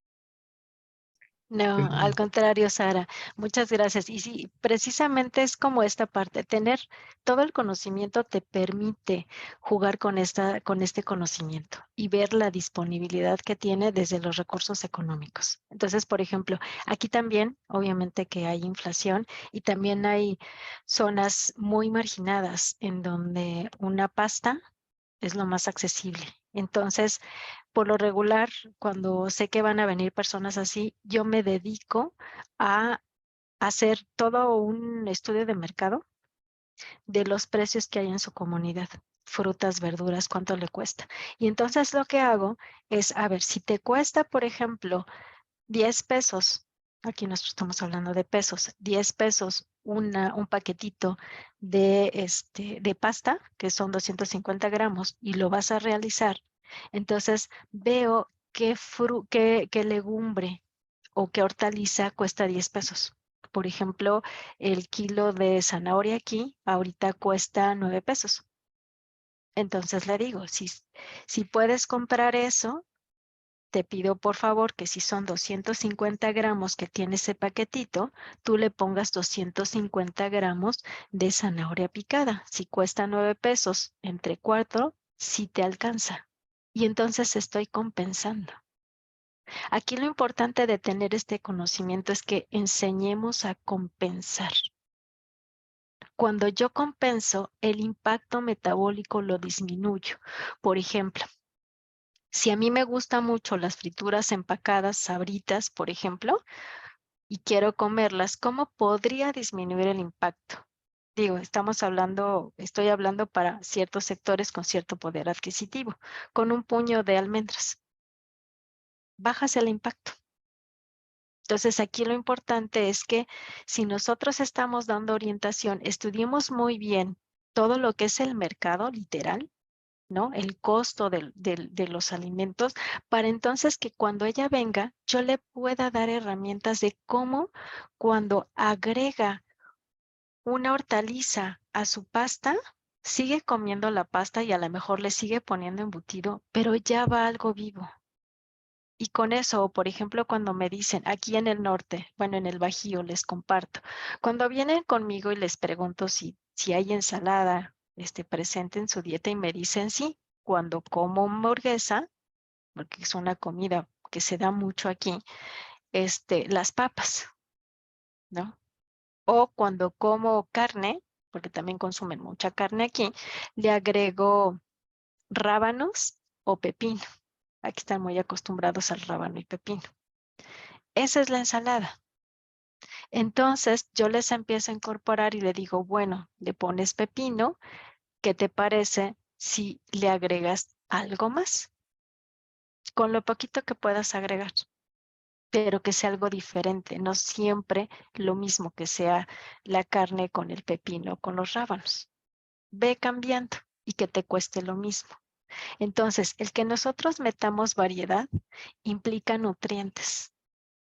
Entonces, no es lo mismo consumir sola la carne o el embutido, el que ya le estés agregando alimentos vivos y al mismo tiempo. Entonces, ya la persona se va con más información y entonces ese hábito a lo mejor no tiene la disponibilidad de cambiarlo, pero le agrega y lo nutre, lo enriquece y baja el impacto de lo que a lo mejor no es saludable. Muchas gracias. Gracias, Sara. María Isabel. Sí. Hola, bueno, muy interesante la exposición, pero sabes que me quedé con algo, una duda así como, y quiero sacármela. Tú mencionaste en realidad todos los nutrientes por trimestre, ¿ya? Y todos sabemos que el primer trimestre es complejo para las embarazadas, sobre todo por muchas veces se les produce náusea, hay un estado nauseoso importante. De hecho, algunas caen en una hiperemesis gravídica fuerte, de los cuales yo me incluyo. Mis 2 embarazos, la verdad que el primer trimestre lo pasé pésimo, bajé de peso, bajé 6 kilos. Entonces, dentro de la consulta, generalmente a mí me pasaba que yo empíricamente trataba de recomendarle a las mujeres cosas que a mí me aliviaban, ¿ya? Entonces, en el fondo la pregunta es que si hay algún tipo de alimentación que tú puedas ofrecer en esa etapa de la gestación que nutra, pero que también alivie un poco. O sea, yo me baso un poco en la cosa de la vitamina B6, que uno la recomienda, digamos, en la gestación, que entre comillas, no sé si tanto aliviará, pero dicen que algo alivia y algo disminuye las náuseas, ¿ya? Yo me acuerdo que yo, por ejemplo, no podía tomar muchos alimentos calientes ni líquidos. Entonces comía muchas cosas frías, mucha fruta, por eso me acordé también, porque yo pero eran kilos y kilos de fruta en el día y bajé 6 kilos. Porque era con lo único que me alimenté y menos mal que justo era verano. Así que te juro que era la cantidad de fruta. Y lo otro no lo soportaba, no soportaba los olores, no soportaba el olor a comida, a cebolla. ¡Oh, terrible! Entonces, bueno, y yo me empatizo mucho con las gestantes, ¿ya? Cuando me cuentan, porque yo me sentía exactamente igual. Pero siempre empíricamente yo les he recomendado eso. Entonces esa es mi consulta. Si es que hay un tipo de alimentación o qué alimentos podríamos, claro, desgraciadamente el primer trimestre es bien básico, o sea, bien importante para todo el desarrollo y para toda la creación de tejido y todo, pero bueno, hay que nivelar, como dices tú, hay que compensar. Esa es mi duda. Sí, claro que sí, Isabel. Dentro de lo que es precisamente el primer trimestre, es muy difícil, ¿no? Para muchas mujeres, yo me incluyo también, experimenté muchísimas náuseas por más del primer trimestre. Sin embargo, ya que posteriormente empiezo a especializarme en esto, empiezo a saber que muchas de las náuseas se debe a que empieza a bajar la presión. Entonces, lo primero que les digo es, por favor, cuando alguna embarazada manifieste náusea, mareo, pídanles que se midan la presión para saber si está bajando. Entonces, esa es como primera, porque, por ejemplo, a mí, yo estuve 5 meses así, no solo 3, 5. Y a veces ni agua, o sea, literal ni agua porque va para afuera. Entonces, fue muy difícil. Y después me enteré que era una cuestión de presión.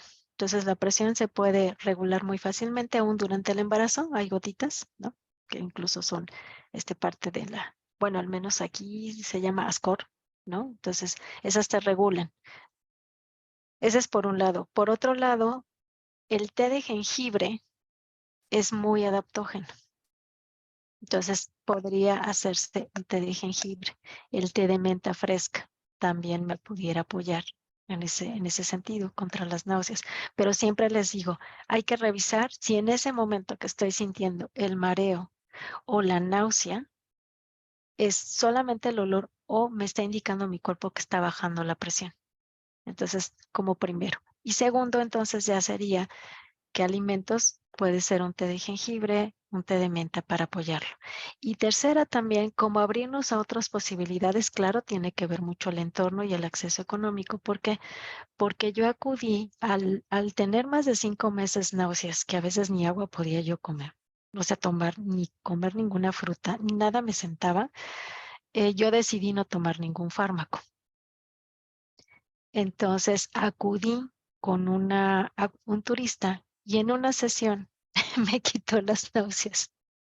Y yo dije, ya demasiado tarde, o sea, puede venir el segundo mes a lo mejor y yo he estado así 5 meses.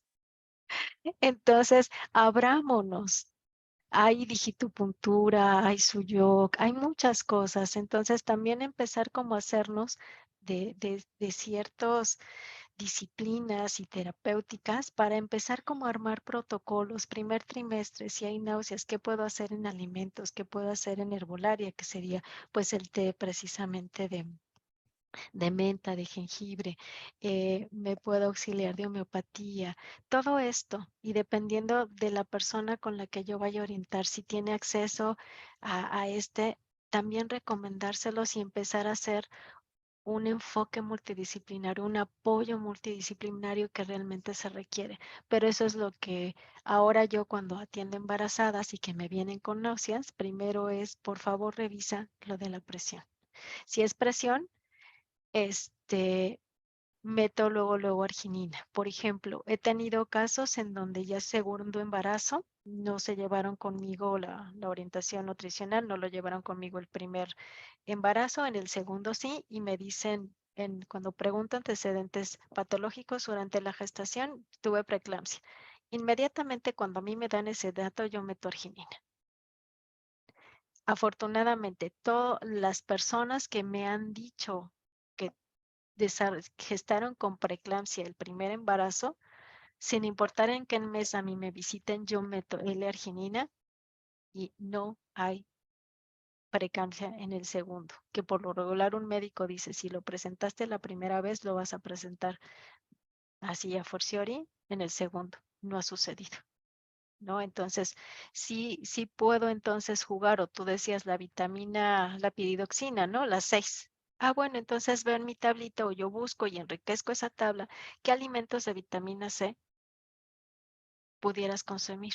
Para ver si a ti te resulta y disminuyen las náuseas. Y la otra saber es que tenemos individualidad química.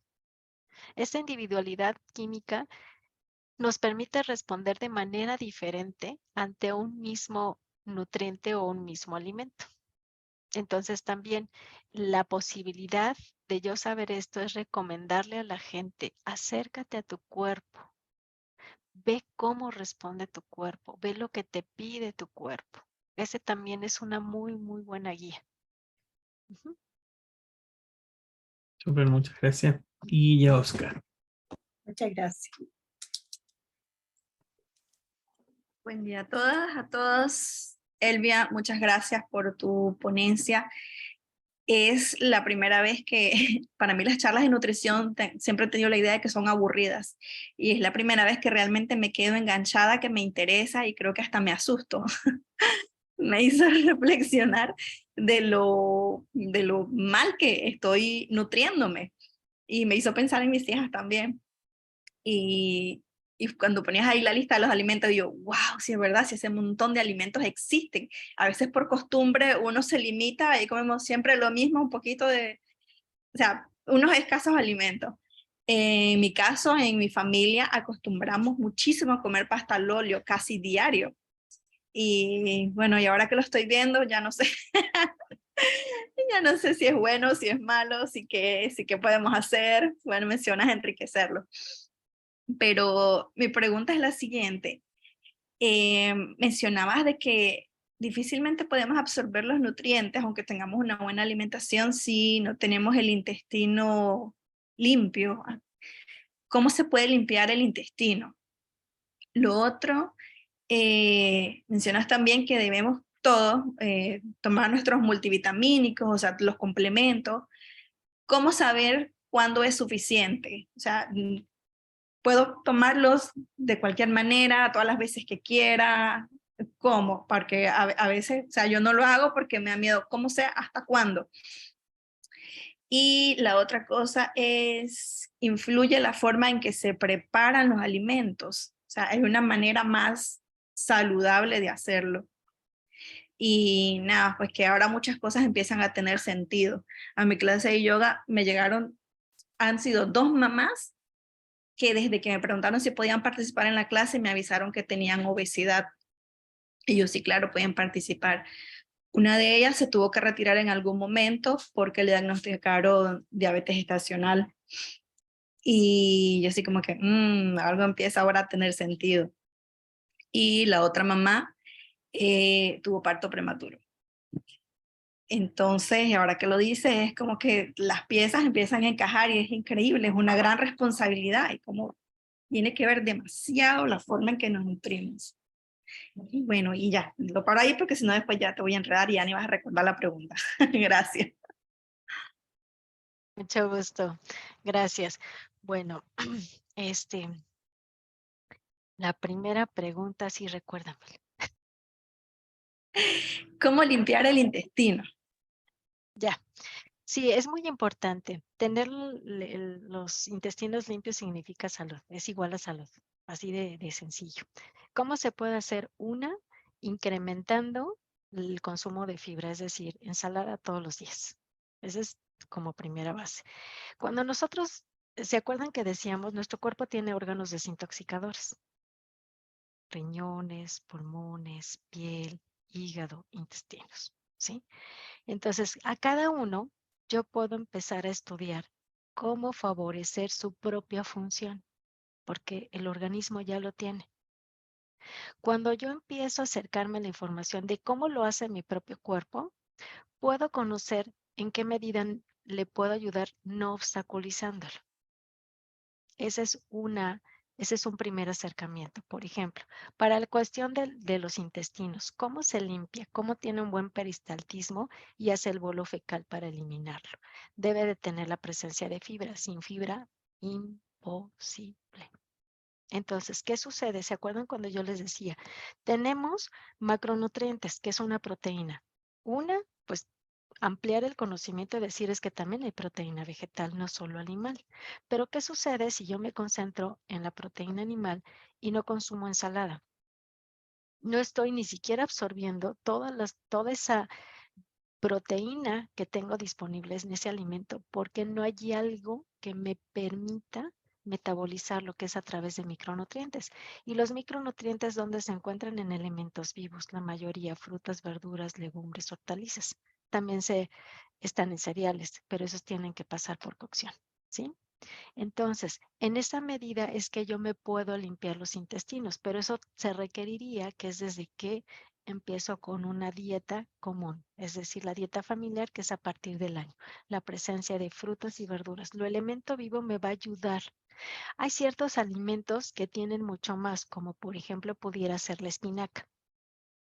El consumo de espinaca cruda en jugos o en ensaladas se le conoce como la barredora intestinal. Todas las pautas que ahorita yo estoy dando, las estoy enfocando a una persona que no tiene ninguna enfermedad crónico-degenerativa, por favor. Por ejemplo, habrá gente que me dice, oye, por mi familia tengo tendencia a formar cálculos renales de oxalato, que está muy presente en la espinaca. Ah, bueno, ahí tendríamos que encontrar qué otro alimento vivo tiene fibra para que le pueda ayudar a hacer el bolo fecal. Entonces, todas estas pautas dietéticas que he dado es para gestación saludable y para personas que no tienen enfermedad crónico-degenerativas. ¿Sí? Quiero hacer esa aclaración. Entonces, es una forma. ¿Qué otra forma? Existe la hidroterapia de colon. Entonces, si nosotros accedemos a esa hidroterapia de colon de manera personal, créanme que el impacto metabólico va a ser mucho. Aquí en México, por ejemplo, de lo que es de Querétaro hacia abajo, como que es fácil encontrar esa terapia. Aquí, por ejemplo, en el estado donde yo estoy, no es tan sencillo.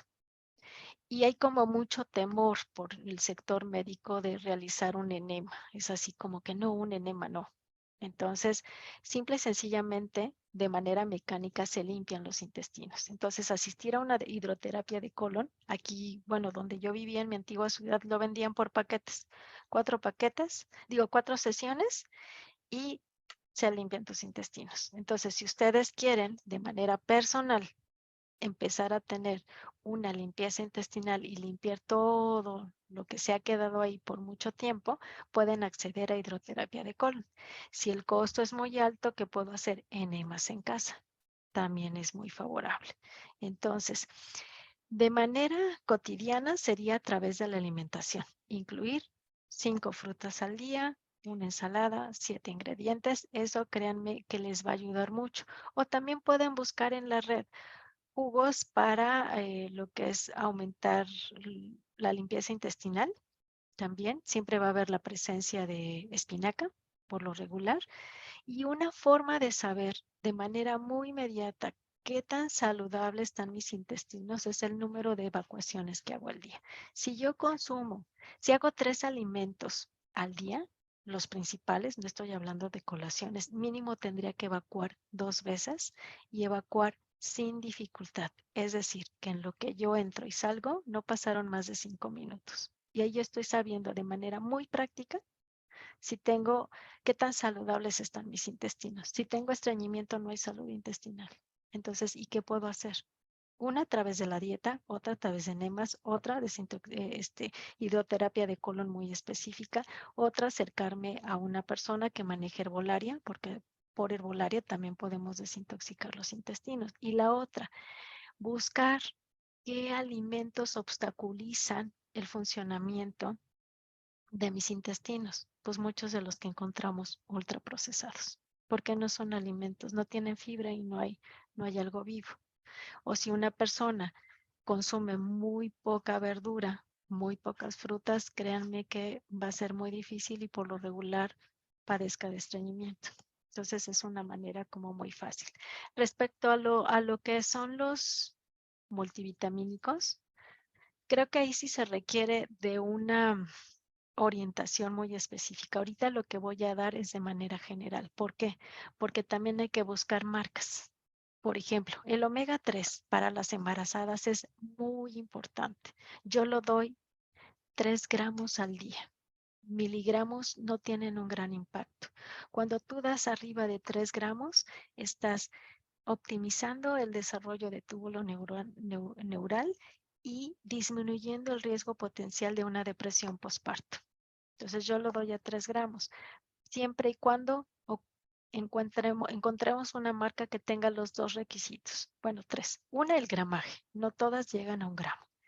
De ese gramo tienen que ser 500 miligramos o lo más aproximado de EPA y de DHA. Y que no esté mezclado con otro omega ni nada. Es omega 3 solamente. Que esté prensado en frío.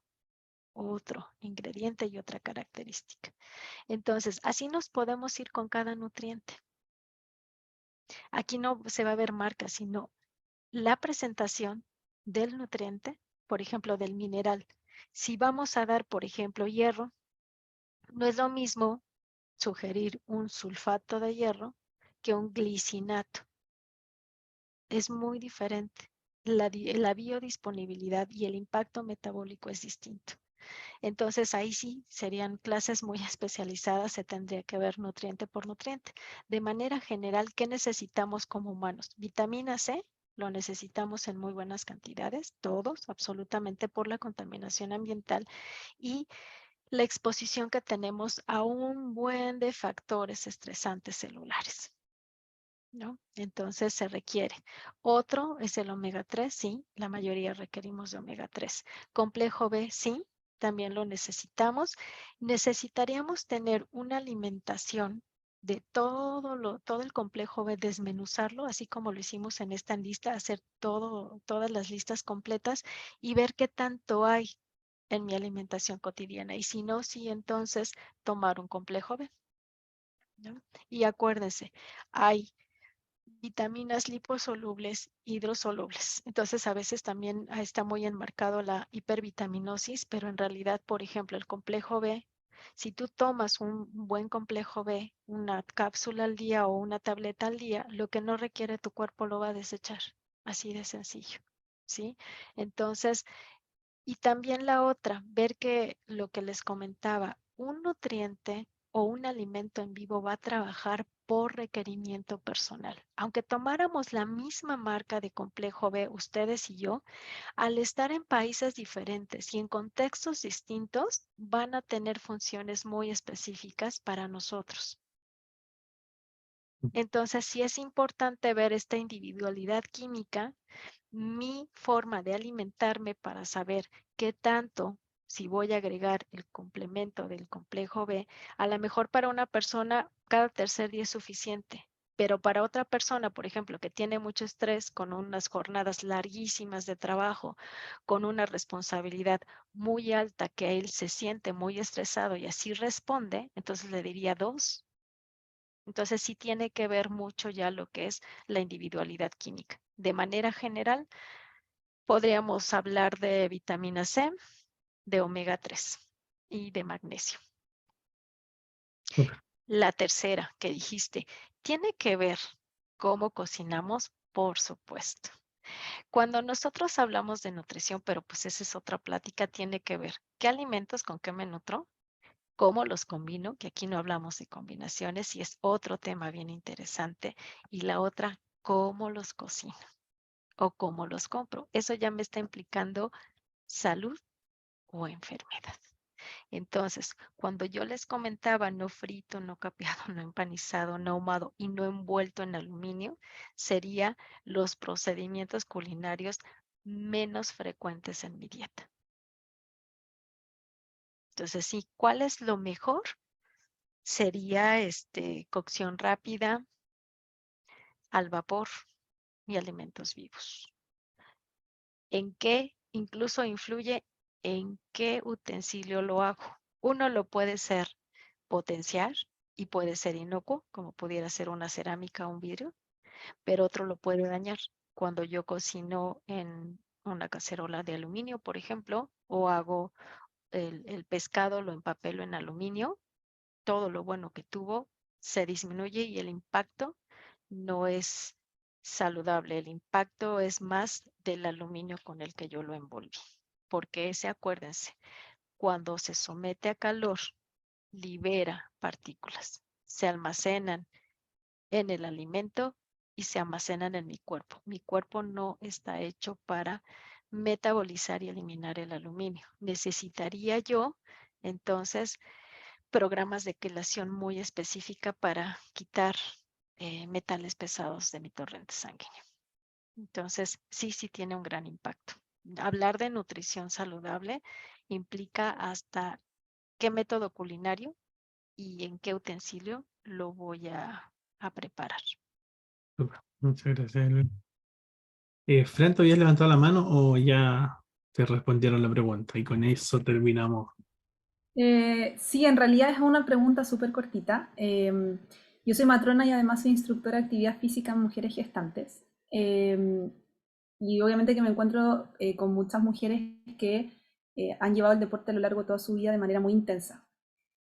¿Cómo yo puedo a través de mis herramientas, o sea, la pregunta mejor elaborar, el impacto de la nutrición, porque muchas quizás no están bien nutridas cuando se exponen a mucho deporte durante la gestación, ¿qué puede ocasionar?